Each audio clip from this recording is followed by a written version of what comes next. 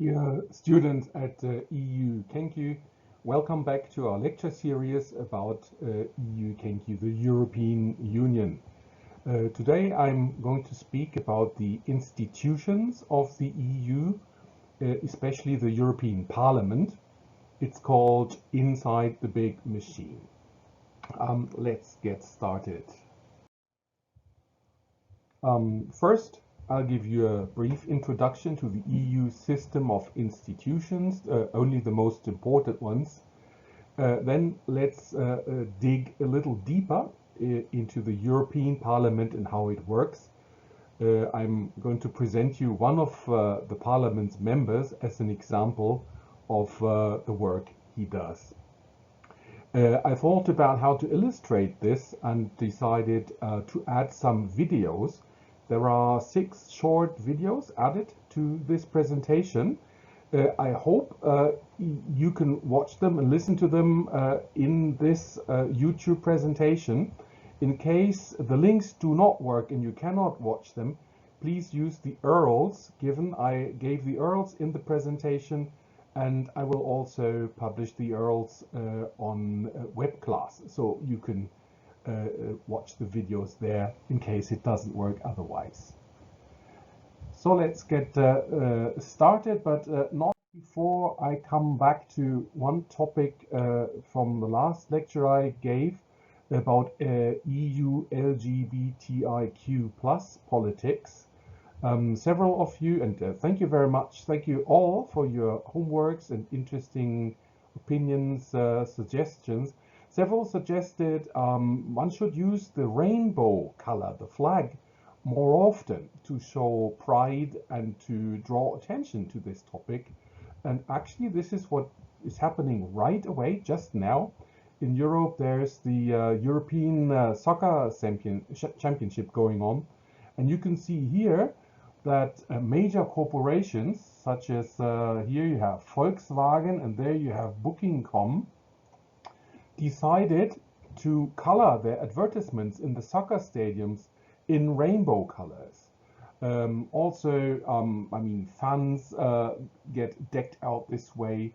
This is the captain of the German soccer team, Manuel Neuer, and you see his captain's armband is in rainbow colors. In the city of Cologne, for instance, trains and buses were painted in rainbow colors.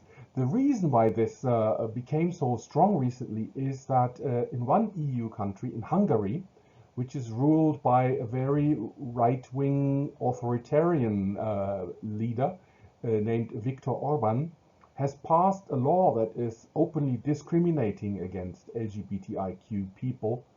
And many people in Europe have started to push back. They are showing the flag now just to tell the Hungarian president, this is not the way forward. You should not discriminate. Also, the EU as an institution is fighting this. There'll be legal challenges in court to the Hungarian law. And there is a possibility that voting rights and money can be withheld from Hungary. But this takes a long time. This is not as a short time and not as visible as the rainbow color at the football tournament. But now let's get back to today's topic. In the past, we have talked about the European Union. Here you have the map with the member countries. Of course, the United Kingdom is no longer a member of the European Union. We can move on. We have also mentioned the motto, United in Diversity, the European anthem, the money, the euro, the flag, and Europe Day, 9th of May, when Europeans are supposed to celebrate. Now let's move on to key institutions and key players. I want to start with the Parliament. That is the voice of the people because the members are elected by EU citizens. And it's headed by David Sassoli, who, as the president of the European Parliament, a gentleman from Italy. Then we have this gentleman. His name is Charles Michel. He used to be the Prime Minister of Belgium, and he's the president of the European Council. The Council is also called the voice of the member states. The Council is where the presidents and prime ministers, chancellors of all 27 EU countries and also ministers below them meet regularly and decide important issues. So they represent the national interest of the 27 countries. And the third powerful person I want to introduce is a lady. She's called Ursula von der Leyen from Germany. She's the president of the European Commission. The European Commission can be called the government of the EU, and their slogan is promoting the common interest. We'll come back to all three of these with more details. Here you have a very, very simplified chart. Actually, there are hundreds of EU institutions.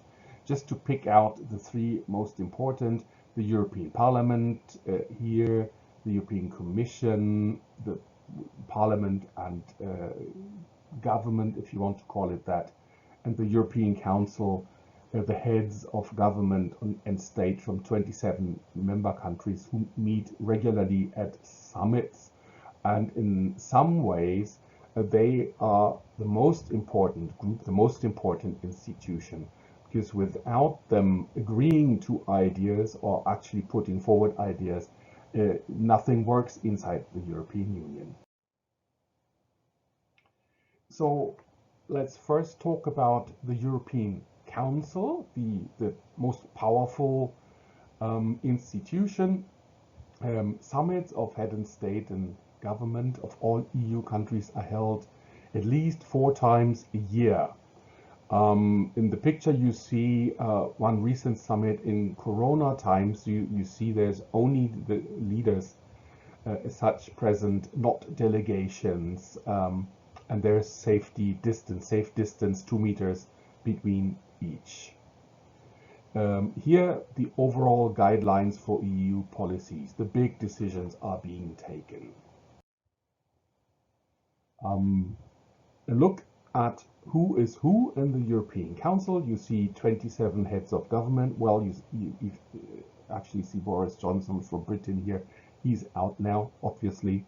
And you can see the names, pictures, and the countries of the leaders. And you can also see the political affiliation. Red is center-left or social democratic, Shakai Shudi.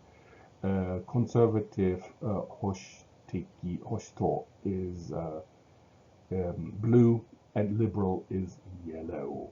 We come back to these differentiations a little later.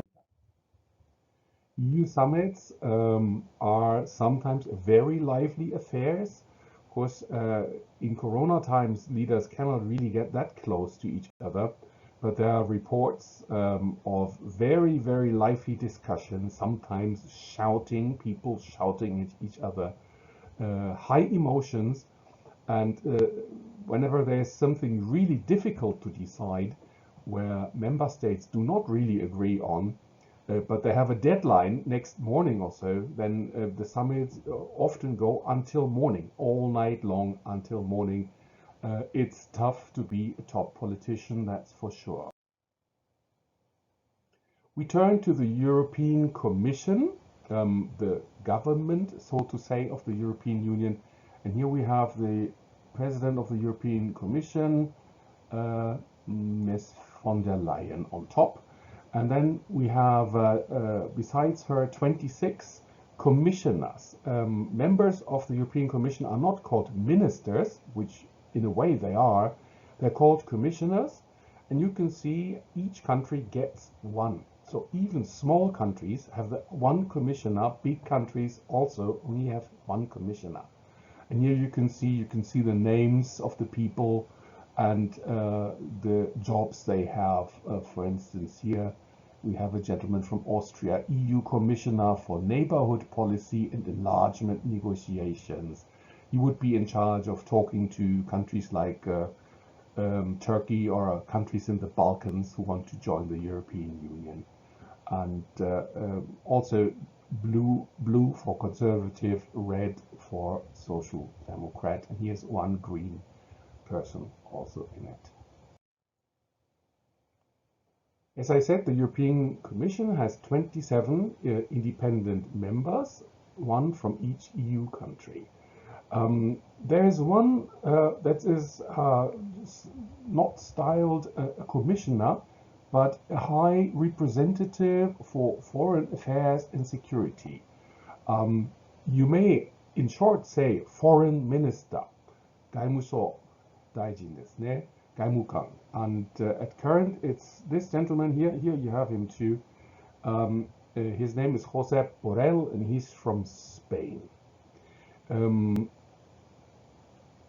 The trouble with European Commission work is actually with this position. A foreign minister of a country, of one country, speaks for one government, and he is one voice for that government. How about the EU High Representative? He has to speak for 27 countries. And in foreign policy, very rarely 27 countries have exactly the same interests and therefore the same positions. So for Mr. Borrell, it's really difficult to represent the EU in a credible way, so that important powers like the United States, China, Japan, they take the EU foreign policy seriously. In fact, there are 27 national foreign policies, and the EU foreign policies is one of the weak spots of the EU as it is now. So what else does the Commission do? They propose new legislation. It's very important. They start initiatives for new laws and policies. It's the executive organ, aka the government of the EU. They carry out policies, and they act as the guardian of the EU treaties. So the EU treaties on which all of this is built, the series of treaties since 1950, are protected by the Commission. And then finally we had, which I tried to identify as a slightly troublesome spot, representing the EU on the international stage. Here we have another graph that shows all of these institutions and a few more. I'm not going to go into the details, but you see, perhaps rightly so, at the top of everything, or at least at the upper corner, is the European Council, the heads of governments of 27 countries. And at the other side is the citizens of the European Union, who elect European Parliament, but they also elect national governments. So the will of the citizens of the European Union works through here, but it also works through here, to the European Commission, which is charged with carrying out EU policies. We come to the European Parliament, the second big subject today. The European Parliament is pretty unique in that it has two seats. There are two buildings in two cities which are several hundred kilometers away from each other. They're not around the corner. One is in Brussels, in Belgium, which is the main seat of the European Parliament. The other one is in Strasbourg, in France, eastern France. Where the Parliament, when it is in session, it spends 1 week in Strasbourg and 3 weeks in Brussels. So the whole Parliament moves once a month with hundreds and hundreds of people and tons of documents, equipment, and so forth. Just a remark about the architecture. If you look at the Strasbourg building, it's a beautiful building. It's fairly new. It's very, very well designed. It's very light and well lit inside. And of course, it's nice with the sakura trees in blossom. This is the plenary chamber in Brussels. The chamber needs to hold more than 700 members of parliament, so it's fairly big. And something I want to mention as well you can see here, and actually it goes around all the way here, here, and there. Plenty of boxes for mostly for translators. The languages that are spoken inside the EU are a fascinating topic, and here is where some really qualified top translators do very hard work every day when the parliament is in session. Well, about the European Parliament, the so-called voice of the people, it only exists since 1979, so later than other European institutions. It's now in its 9th election period. The last election took place a little under 2 years ago, I'm sorry. The president, David Sassoli, oversees the work of Parliament, and there are 705 members from 27 member states. These members belong to 7 different political groups. Groups, you may also say faction parties. Some are alliances of many parties. So the really important principle of the European Parliament is that political groups are not organized by nationality. You don't have the group of the French MEPs and the group of the Italian MEPs and so on, but they are organized by political affiliation. So in your group, likely there are people from several, maybe many, member states, European member states, and this is an important element to, to reduce the power of nationalism, of national interest. Instead, promote different ideologies, the chance to organize according to political beliefs, to political values. And I want to show you which groups there are.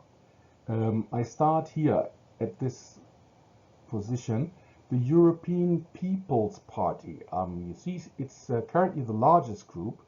It's in light blue, and in Parliament you usually have the center. Center is where members are neither right-wing nor left-wing.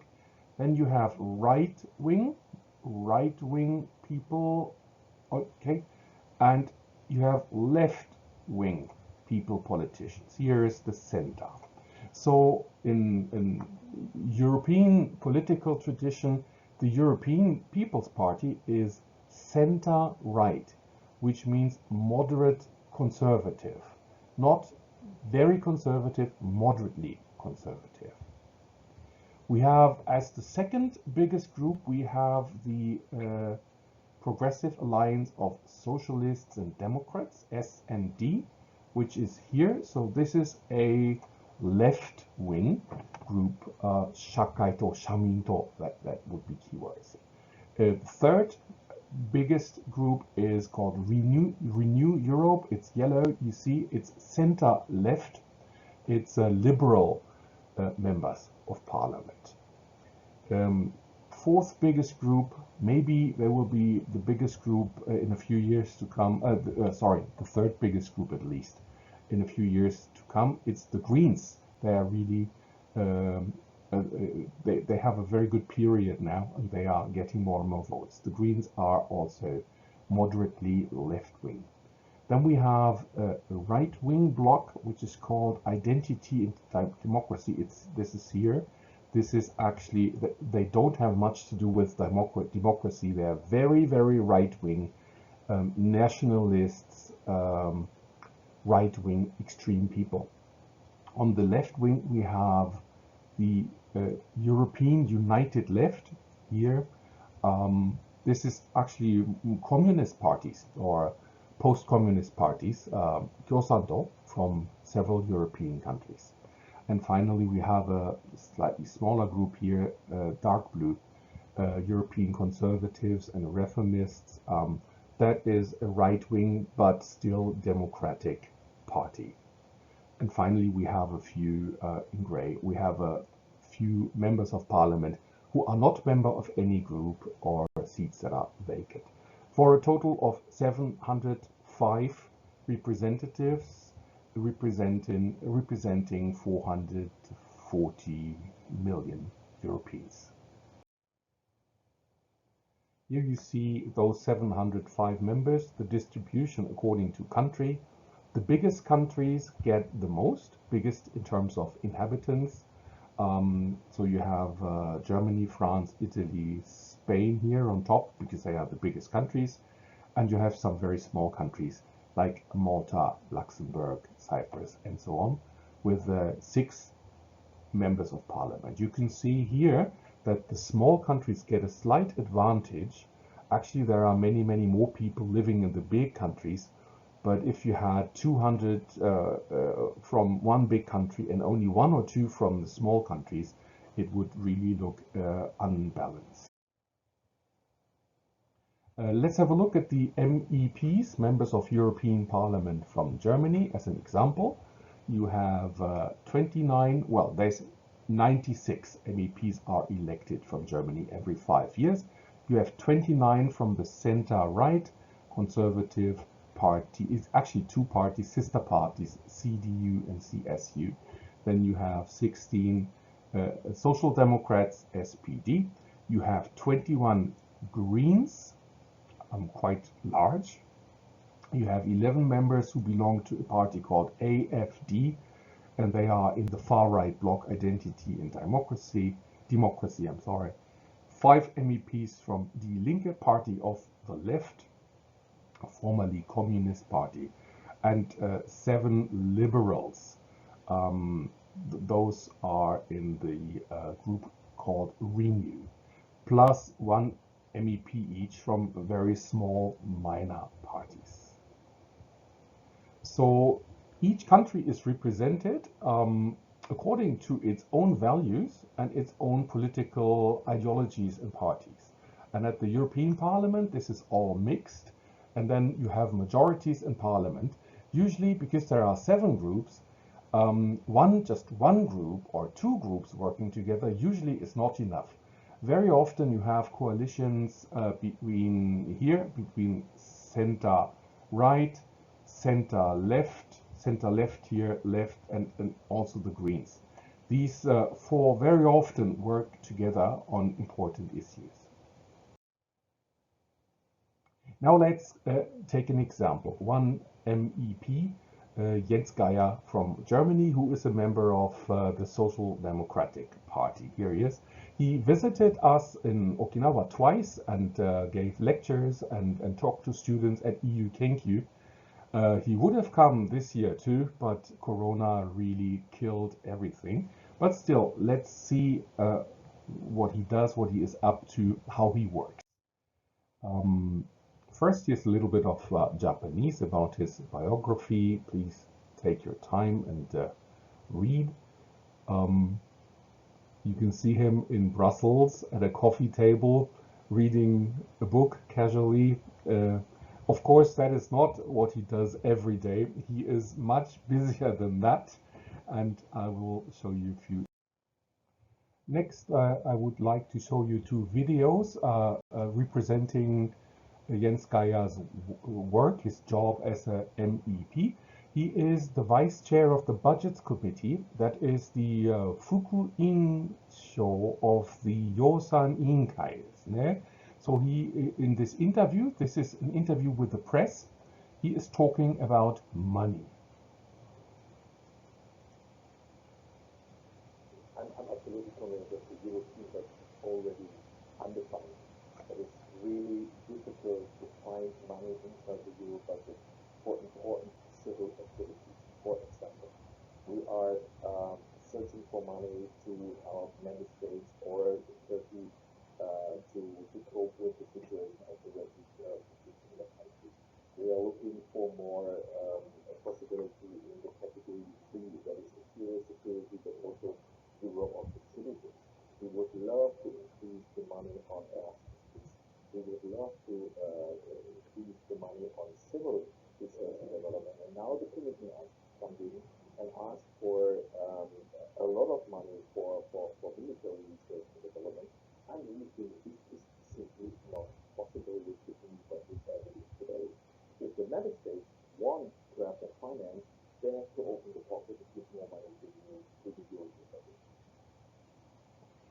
So what he said in English is that there is not enough money for programs he would like the EU to do, and he would rather not spend so much money on military research, but more on programs that benefit citizens.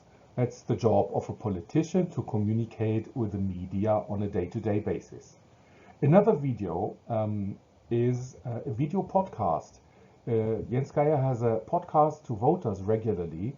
He tries to speak directly to the people who vote him back home about important topics. And here he speaks about why he thinks that the EU should have a single seat for the European Parliament, not two in Strasbourg and in Brussels, as I said a little earlier. Let's see how it communicates with his voters. You see a seat, a yellow seat in the video, a single seat, just once. It's a play with words, right? A seat of parliament and a seat where one person can sit down.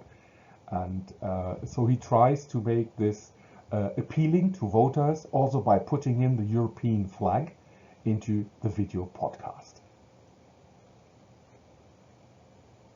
Hallo, ich bin Jens Geier. 12-mal im Jahr zieht das gesamte Europäische Parlament für seine Plenarsitzung von Brüssel nach Straßburg. 751 Abgeordnete, tausende Assistenten, Mitarbeiter, Dolmetscher. Riesige LKW von wo ist immer ein Güterzug mit Papieren, Unterlagen und anderem Material sind jeden Monat unterwegs. Das kostet jede Menge Zeit, CO2, Arbeitskraft und vor allem Geld. 114 Millionen Euro, um genau zu sein. So hat es der Europäische Rechnungshof ermittelt, und das jedes Jahr. Das ist kein Pappenspiel, sondern rund 6% des gesamten Verwaltungshaushalts des Europäischen Parlaments. Wir Europaabgeordneten würden das wirklich gern ändern. Leider dürfen wir es nicht. Denn der Sitz des Parlaments wird von den Mitgliedstaaten bestimmt, und die kommen nicht in die Puschen, denn sie müssen einstimmig entscheiden. Ich finde das ein Unding.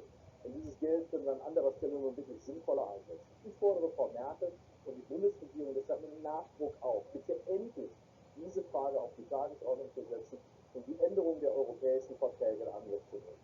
Vielen Dank für Ihr Interesse. This time he spoke in German, because it's directed at voters in Germany, and his argument was that moving the entire parliament once a month from Belgium to France and back costs too much time and money, and that the seat at Strasbourg should be given up, abandoned, and the parliament concentrated on Brussels all the time.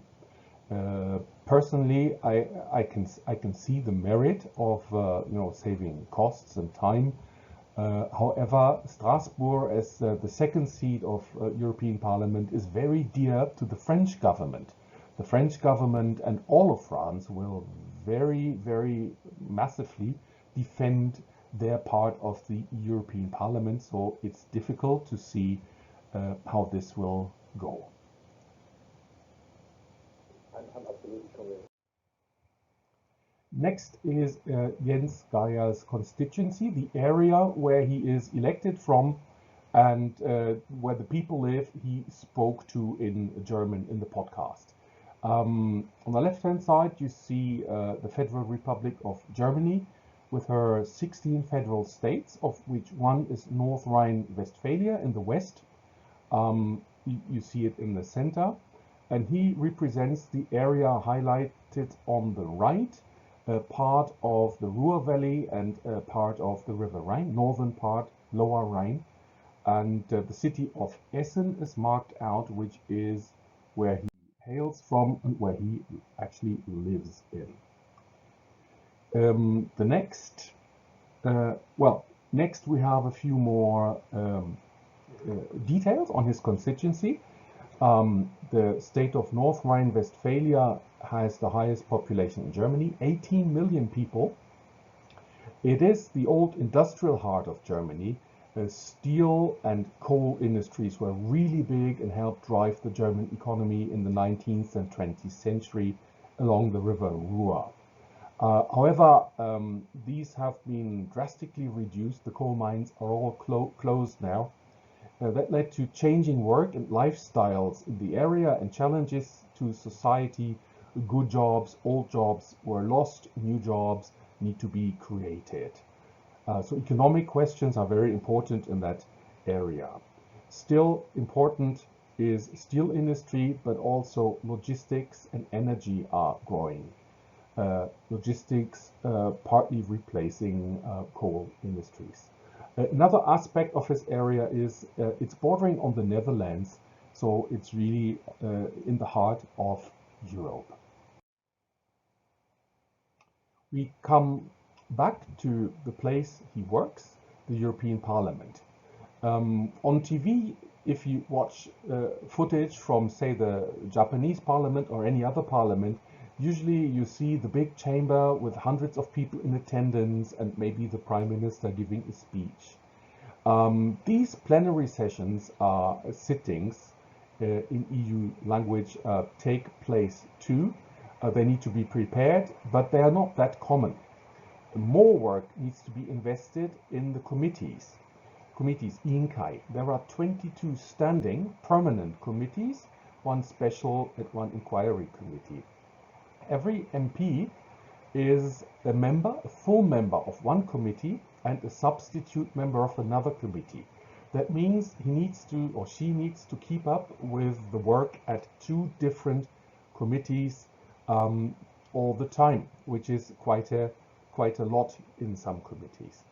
The committees consist of a different number of MEPs, usually the smallest 25, the biggest 71, and all countries, or many countries, and all important political groups should be represented on each committee. That's where most of the work of the Parliament is being done before some of the results of the committee work go up to the plenary sitting. So here you have Jens Geier giving an example of the full working load. He's a member of various committees and delegations. Well, he is the vice chairman of the budget, Yosan ENKAI, and you see the lovely EU shorts, BUDG. There are hundreds and thousands of these shorts inside the European Union. Budgetary control he does. And then another committee, I think he's a sub-member, Common Research Policy, Energy Union, Common Industrial Policy. You see, his activities have a lot to do with the area where he comes from, industrial area and monetary questions. He also is a substitute member of the European Parliament delegation for relations with Japan. He actually is, I can say, he's very fond of Japan. He's been in Tokyo and also in Okinawa several times and keeps in contact with colleagues from Japanese parliament and institutions, and even has been so kind to give lectures to us here at UDAI. A few more videos for you. What is it like in the EU Parliament? The third video on top, which I want to introduce to you, that is the speech a speech that was given in 2019 before the Brexit by the British Brexit Party leader Nigel Farage, a very nationalistic politician who is no longer a member of Parliament, and Ursula von der Leyen, who was then nominated to be the EU Commissioner. There's a reply from her too. So here you have an idea how lively a debate inside Parliament can be.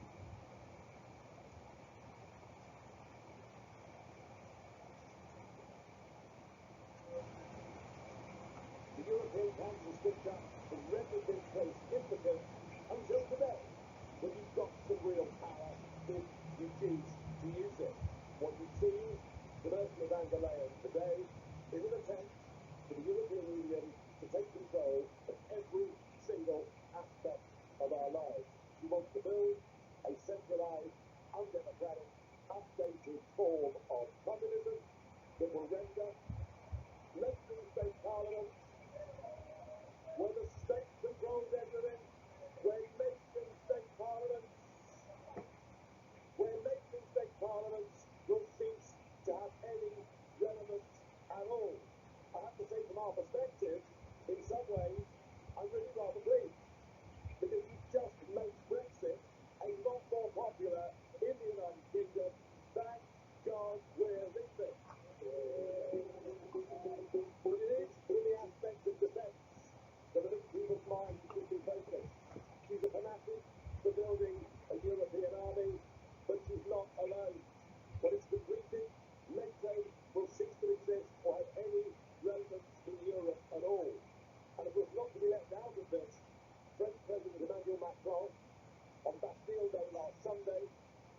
front of an open-top car, with his Lexus European Defence Force behind him, looking for all the world like an updated version of Napoleon. Be in no doubt, 5 years of these people, the European Defence Union will be complete. And what is there for defence can also be used for attack. And you as a House will have no control over it. Vote against this nominee, strike a blow for democracy, strike a blow for your citizens. Sagen, wenn ich dem letzten Redner gerade zugehört habe, will ich noch einmal bekräftigen, wie sehr uns an unseren britischen Freunden liegt, wie intensiv wir in der Zukunft auch mit ihnen zusammenarbeiten wollen. Aber Mr. Farage, reden wie die Ihre, auf die können wir weiß Gott verzichten.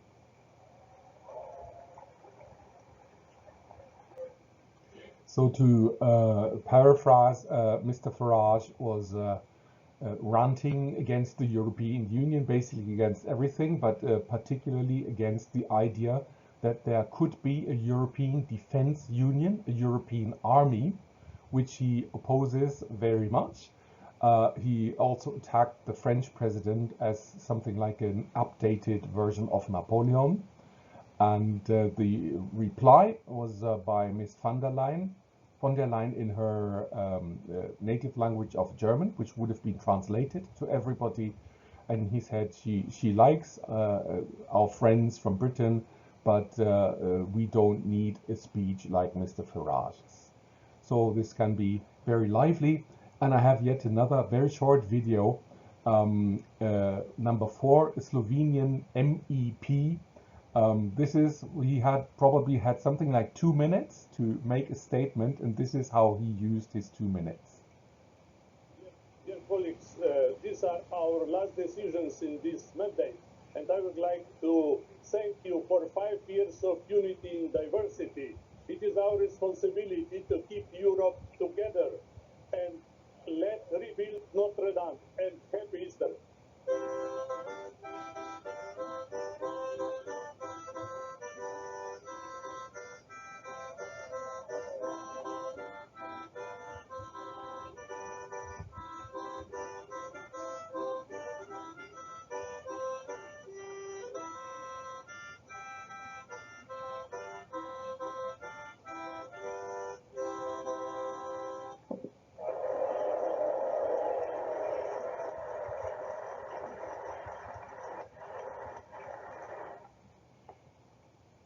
So I hope you got a few impressions that Parliament is not at all boring and it's not at all the same all the time. And finally, I have a video which is the trailer of a European TV series. It's called Parlement or Parliament in English, Parlament in German. It exists in several languages, and the protagonists are from all over the European Union. It is a comedy series and shows several MEPs and the people who work for them, and journalists and lobbyists, people who surround them in their daily work. It's very funny. I hope you can enjoy the trailer. Un grand bâtiment en forme de caprice des dieux. Du dessus. Ah oui, non, mais je viens même le sol là. Le boulot du temps d'hiver, en fait, ton boulot, c'est de proposer des changements à cette fois. Michel Stéphane, rédacteur rapport, 5 jours. Qu'est-ce que vous nous avez fait, mon professeur? On peut pas se renseigner pour rappeler ses jours. Non, on ne peut pas faire. Bonjour Maurice, je viens le... Ah. C'est votre conseiller politique que vous orientez. Ah d'accord, alors Maurice me déteste.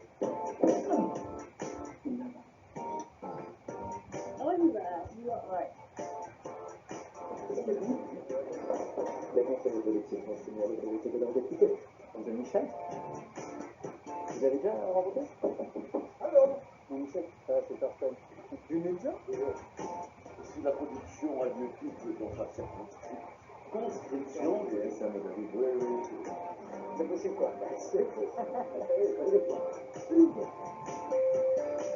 Mais Et là, ça devient assez simple, puisque le compromis qui modifie le paragraphe 13 est composé de l'amendement 45. Naturellement, l'amendement 13 ne portait pas initialement sur le paragraphe 13.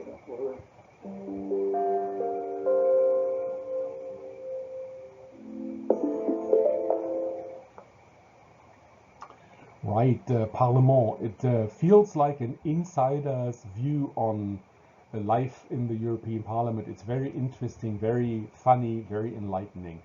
I could find it online to watch for free at French television. I pasted in the link, France TV. It also exists in English, in German, in other languages. If you want to see it for free, you have to surf the net a little bit. Another interesting aspect of the European Parliament, of the entire EU as such, in fact, already touched upon, is multilingualism, the number of languages spoken at the EU. Well, there are 24 official languages for 27 countries. And if you combine these languages, there are 552 language combinations at the European Parliament. Combinations like, you have 24 languages. You have, say, you have Portuguese, and then you have the combination of Portuguese to Spanish, Spanish to Portuguese, Portuguese to French, French to Portuguese, and so on and so forth. 552 possible combinations. Every official document is translated into all 24 languages. In fact, they are online, and they can be accessed from Ludai's library, all of it, millions of pages.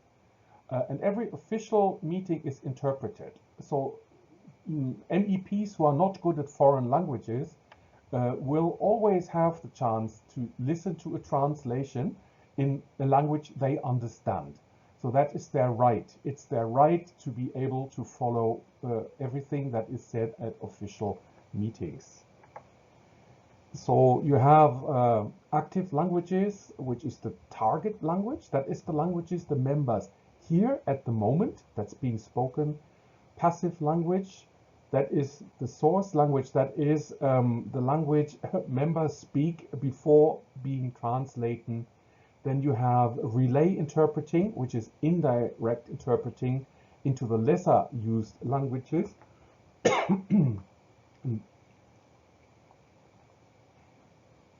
And finally, retour translating, which is also used for the lesser used languages. Retour languages means that interpreters work into and out of their active language, so they cover more languages, more translations at a time. In addition to the official 24 languages, other languages can be used. There are regional languages in Europe. Also some Russian, Chinese, Arabic, Japanese translation capacity also exists. Interpreting is very important. It employs hundreds of highly skilled specialists. If you ever did consecutive interpreting, you know it's very exhausting. You get tired very soon because you need to be 100% focused all the time, in addition to be very good at several languages. And it's important because that bridges the language and the nationality gap between members. Everybody is able to communicate with everybody with the help of the translation and interpreting services.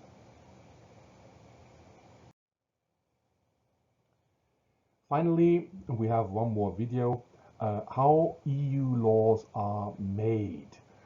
After all, being a member of parliament means that you are a lawmaker.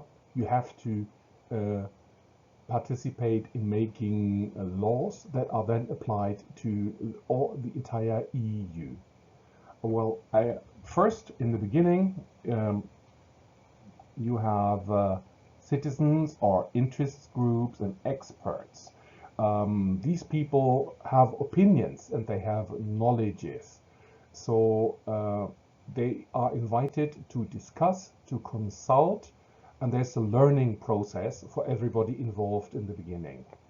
The second step is the results of this process are taken up by the Commission, the so-called EU government, and they make a formal proposal. They write a text how a law could look.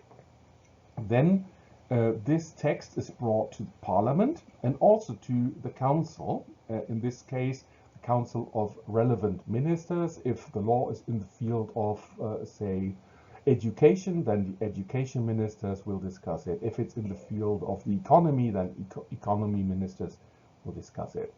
And there is a rather complicated process. Parliament and the Council of Ministers decide jointly, meaning together. Basically, both institutions have to agree. Then the law is passed, also in Parliament, and it goes back to the member states or the local, regional or local authorities inside the member states. It's their job to implement the law, to transfer the European law into national laws, for which they usually have a few years' time, but then they have to comply and have to change national laws if necessary. And to monitor, control the implementation, we have the Commission again and the Court of Justice monitoring this. They check on every step of the process how the implementation process works and whether the law is actually being implemented. This was a very short explanation in my words. The professionals from the BBC also had took a shot a few years ago at explaining how does the EU pass laws and new laws, and I want to show it to you. EU laws are a popular subject of discussion in pubs and cafes all over Europe. But how do we get these laws, and who makes them? For a new EU law to come into existence, someone must first have an idea for a law, make a draft for it, officially propose it, and then have it accepted. The right to propose a new law, called the right of initiative, officially lies solely with the Commission. This means only the Commission may propose a new law. The EU wouldn't be itself, however, if there weren't some exceptions to this rule. So while the Commission has the only official right of initiative, others also have ways of putting their ideas on the table. For example, when the majority of the European Parliament feel that common law is required to reach certain goals, it may ask the Commission to draft a proposal for new legislation. The Commission does not have to honour such a request, but it has to give an explanation if it chooses to refuse it. The Council can also try to initiate new laws by asking the Commission to explore whether common legislation on a subject would be useful. If the Commission finds good reasons for common laws, it would be very strange for them not to draft a proposal. So, although with a bit of a detour, both Parliament and the Council can cause new common legislation to be created. However, it is always the Commission that drafts and proposes law, and in both cases the Commission can choose not to do so, as long as it explains why. We won't go into too much detail, but it is worth mentioning that of course the EU is not as simple as this.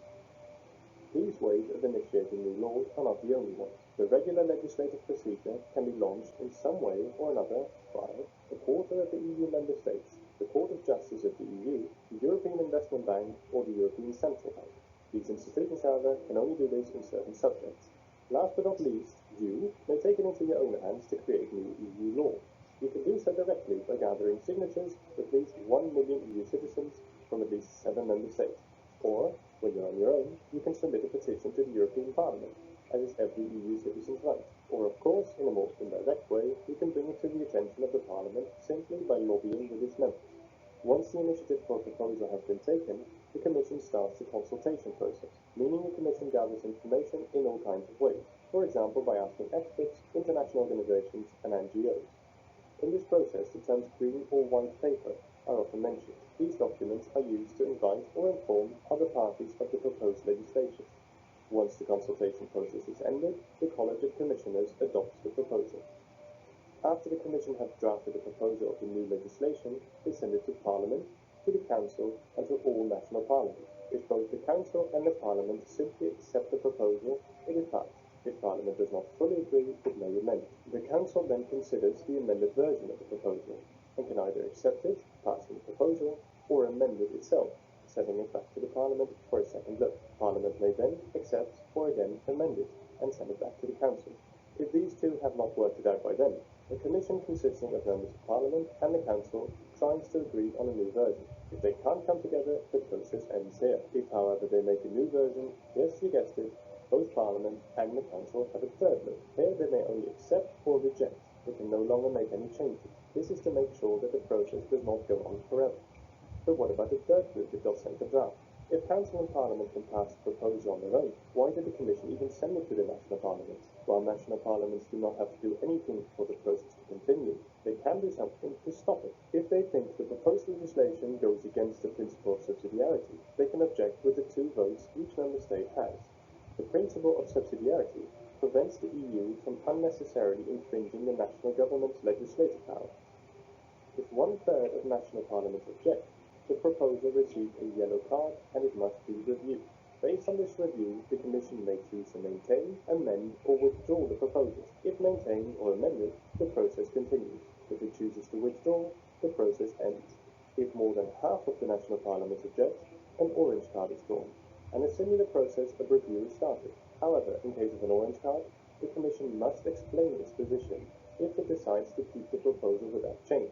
Both Parliament and the Council must then decide whether they agree with the national parliaments or with the Commission. If more than half of either Parliament or the Council agrees with the objecting national parliament, the proposal is dropped.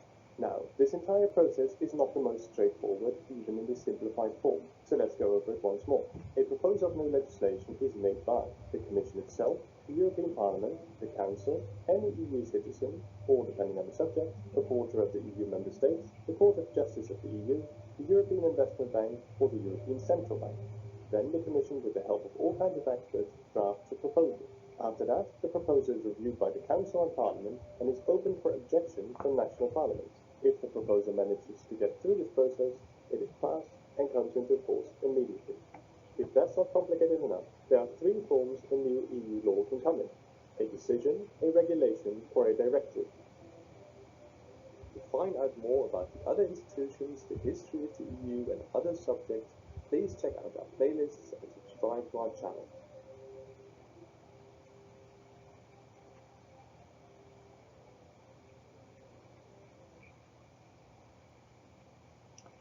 Well, it's not easy, is it?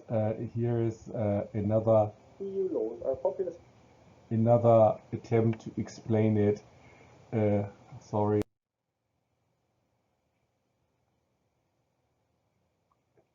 This is how an EU law is made. So this is also not easy. Don't worry, please. I do not expect you to fully comprehend that, and I promise you that we will never ask this in a test.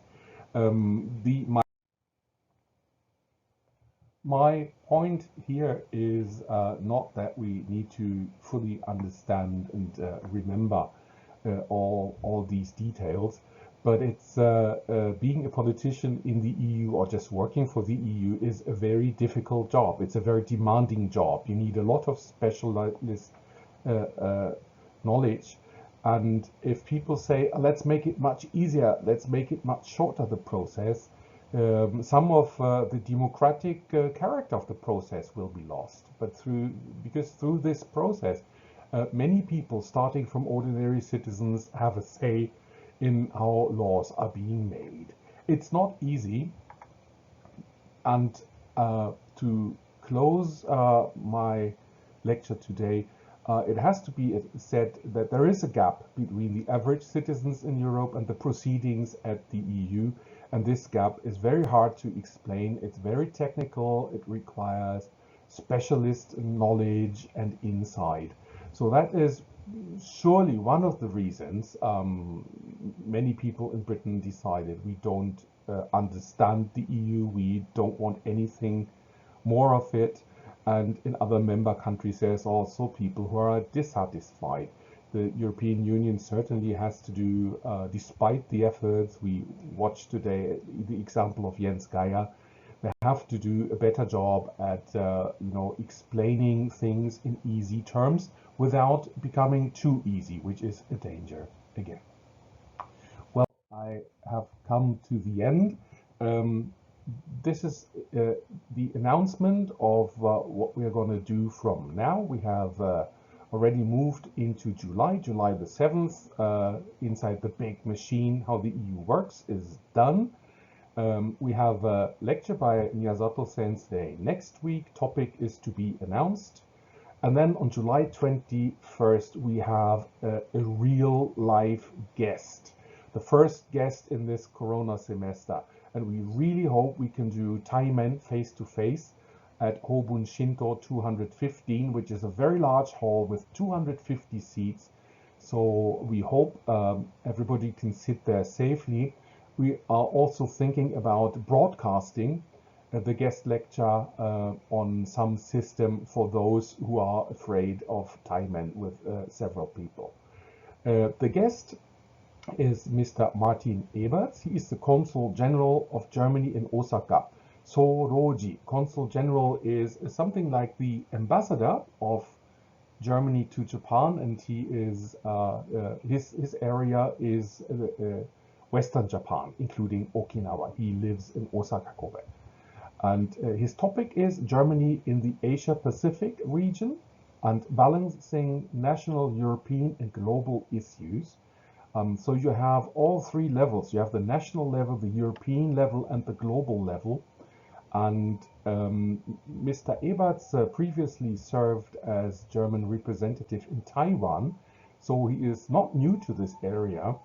And we hope we can get some really interesting insights how a European country or the Europeans can contribute to the Asia-Pacific region, of which Japan is a part, obviously.